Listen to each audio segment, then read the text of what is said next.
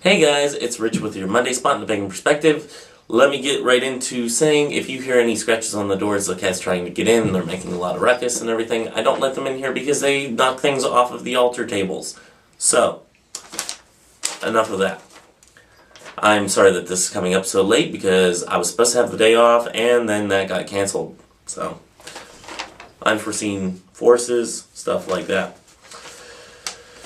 This week we're talking about science and spirituality and spirit guides.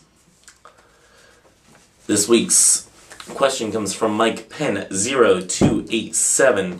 The first question is very long and I will try to break it down and try to put it in small bite-sized pieces because otherwise it gets really confusing really quickly.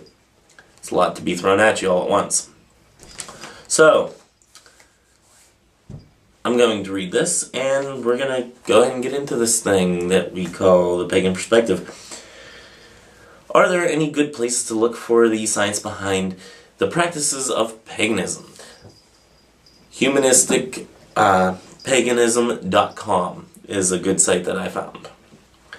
Okay, looks like a reputable site. If there's anything wrong with it, at face value, I have not seen it. So, if you know something wrong with the site, please let us know, and I will not suggest it to anybody else. That's how that works. Cool. Moving on. Are there any studies in different techniques as to which work better under what circumstances, matching to the elemental type of the person? Okay. As far as studies, I'm not a scientist. I don't know of any scientific studies that are going on as of right now that have to do with techniques that, that connect with your elemental type of, as a person, that you can exercise that more or exercise, your meditative states or anything like that. I don't know of any scientific studies that are going on like that. But as far as personal studies, yes, whenever I want to do a study on something, yes, I go kind of in depth. I go over multiple sources and then try it out for myself, controlled study and whatnot. Be a scientist, or at least try. So, I'd say if none of the other hosts can find any of these studies that are out there, then I would start a study of my own.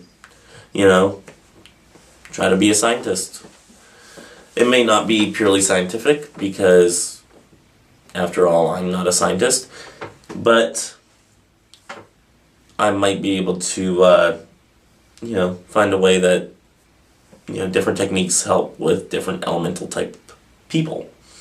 Okay, moving on. All in the name of science. How do different energies interact? Okay. Again, haven't seen any scientific studies on that. I have heard of scientific studies being done on crystals and stuff like that, and people taking pictures of ores, stuff like that. While there is a science behind it, I'm not the guy that knows science. So, me not being a scientist can't really explain it. So, but as for me, as far as my personal practice, energies interact with one another on a cosmic scale. Not all of them are meant to be known immediately. Some of them are never meant to be known why things happen or why, a certain energy comes your way. You may never know why it did. Maybe it's to help you, and maybe it just keeps you in check as a person. So that's how energies, to me, interact. Better visualization ideas, if I can speak, would be nice. Better visualization ideas for better use of energy or for healing. Okay, taking you a little bit into my personal practice a little bit more. Actually, kind of intimate details. Not really. So whenever I do my visualization exercise, it's usually a meditative state. I'm usually laying down, got my CPAP mask on, got the meditative music going, all pumped up, all jazzed. Not really, just relaxing. So I go into my meditative state, purely calm. Couldn't move if I tried type thing. So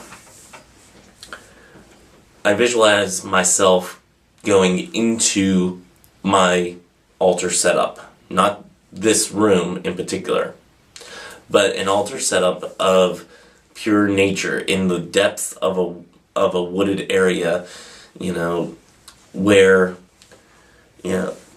the element of earth, air, fire, and water are all in balance, are all represent. I feel the cool air on me. I feel the heat of fire, and I see it ablaze. A stream or a fountain trickling down, free flowing and whatnot. And the stable, solid rock structure, or in other words, earth. That's my meditative state. That's my visualization. And if I were to do any energy work that was not up here, it's usually in that other altar, my altar dimension. How about that? Oh, what a pun. Oh, me. Maybe there's a name for this sort of thing? No clue. Oh, I didn't. Okay. I did skip the healing part. If I did want to do any healing, probably in my altar dimension, that's probably where I do it. I focus on a certain part of my physical body, not my astral body, because, well, hey, the astral body is not really physical, and it doesn't really feel pain whenever it's in its astral form. So therefore, I have no reason to heal it. But I focus my healing energies while in my altar dimension. I focus it towards my physical body, wherever the pain is, and then focus the healing energies there. I would probably do that in my altar dimension. I like that word. Or that little phrase. It's funny. I'm so clever. I have great interest in comparing my findings with other ideas. Okay. Right on. Oh, next question. I'm assuming it's still from Mike Penn. I'm not sure. I'm pretty sure it is, because Carr usually breaks it down into who asked what question if it's from multiple people, so assuming it's from the same person. Says, also curious if you have ever heard of anything with spirit guides sharing their energies with you. By that I mean my spirit guide jumped into me and felt a unique merging of energy.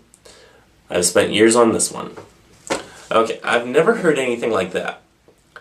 I have heard of, spirit guides lending their wisdom, their, of course, guidance. After all, why else would you call them a spirit guide if they're not guiding? It's kind of a prerequisite, isn't it? So, I've never heard of anything like that. And since I don't necessarily have a spirit guide that has made itself known to me, then I can't really, put any weight into this. I don't have a spirit guide, or if I do, they haven't shown themselves to me. Or themselves. Anyway, Carr's gonna kill me for the grammar. But that's all that I have. I mean, I don't have a spirit guide, so I can't speak on it. And I've never heard of anything like that happening. Not saying that's not possible, because obviously you've, had this interaction with your spirit guide. But seeing that I don't have one, I don't know anything about it. About how the interaction with spirit guide works. So, that's all that I have for this week. Next week is Subs Week. And I guess I'll catch y'all in March. So, until next time, have a great day and a better tomorrow. Bye-bye.